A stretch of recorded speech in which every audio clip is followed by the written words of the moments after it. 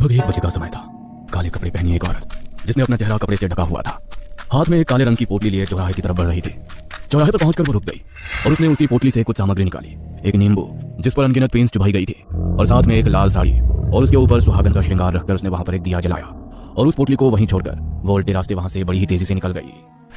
अच्छा हुआ मेरी बला करी, अब ये बला किसी के ऊपर भी जाए मुझे कोई मतलब नहीं। वो औरत अपनी बला का उतरा करके चौराहे पर रख गई। वो दिया ठंडी हवा ठीक से कुछ दिखाई नहीं दे रहा था और तभी चलते चलते उनमें से एक लड़की प्रियांशी का पैर चौराहे पर रखे उस सामान पर पड़ गया और उसी समय स्ट्रीट लाइट ने भी फ्लिकर करना बंद कर दिया। उसकी दोस्त आयुषी का ध्यान उस सामान पर पड़ा। ओ माय गॉड, ये क्या किया तूने? पता है ना चौराहे पर ध्यान से चलना चाहिए। पैर पड़ गया ना तेरे चौराहे के सामान पर, एक काम कर अभी माफी मांग ले और बोल दे कि गलती से तेरा पैर इस पर पड़ गया और जिसके लिए भी क्रिया का सामान रखा है वो तेरे पीछे ना आए। क्या कितना ज्यादा फट्टू है रे तू। अरे कुछ नहीं होता ये सब, ऐसे क्या रास्ते पर पड़े सामान पर। ने चौराहे पे रखे सामान का मजाक उड़ाते हुए उसे ठोकर मार दी और हंसते हुए आगे बढ़ गई। आयुषी के अलावा कोई भी उस बात की गंभीरता को समझ नहीं रहा था।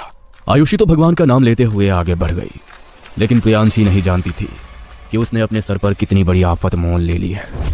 कुछ देर बाद वो अपने घर पहुंच गए। प्रियांशी चेंज करके अपने बिस्तर से ज्यादा तेज थी। प्रियांशी घबराई और उसने फिर से अपनी आंखें खोलकर इधर उधर देखा। पहले तो उसे कुछ दिखाई नहीं दिया, मगर जैसे ही वो दोबारा लेटी तो पंखे पर लाल रंग की साड़ी पहनी एक औरत बैठी हुई दिखाई दी जिसका चेहरा बुरी तरह से जला हुआ था और वो उसे बस एक टक घूरे जा रही थी। उसे देखकर प्रियांशी को कुछ समझ नहीं आया कि वो उसकी आंखों के सामने की हकीकत है या कोई बुरा सपना। प्रियांशी ने अपनी आंखें झपकाई तो देखा कि इस बार पंखे पर कोई नहीं था, मगर अगली आंख झपकते ही फिर से उसे वो औरत पंखे पर लटकी हुई दिखाई दी और वो सीधी उसके ऊपर झपट गई। प्रियांशी उनके जाने के बाद प्रियांशी बिस्तर से उठी और उसने खुद को ड्रेसिंग टेबल के आईने में देखा और अपनी गर्दन मोड़ते हुए भयानक तरह से मुस्कुराने लगी। उसने अपना ड्रॉअर खोला और आधी रात को अपने चेहरे पर मेकअप करने लगी। उसने अपने पूरे चेहरे को खराब कर लिया और जोर जोर से हंसती हुई बेहोश होकर जमीन पर गिर पड़ी।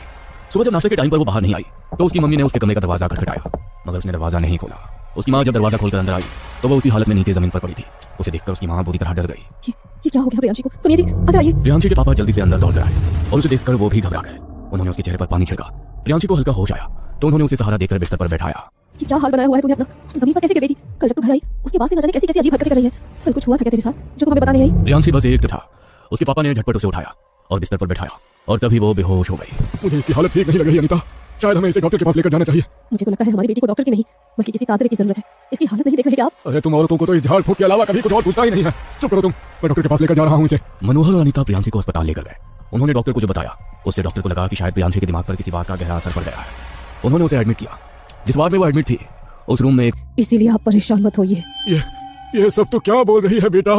मनोहर ने जैसे ही ऐसा कहा प्रियांशी का शरीर जोर जोर से तड़प गया। उसका पूरा शरीर सफेद पड़ गया और वो वहीं निठार हो गई। ये क्या हो रहा है मेरी बेटी के साथ डॉक्टर साहब? देखिए लगता है आपकी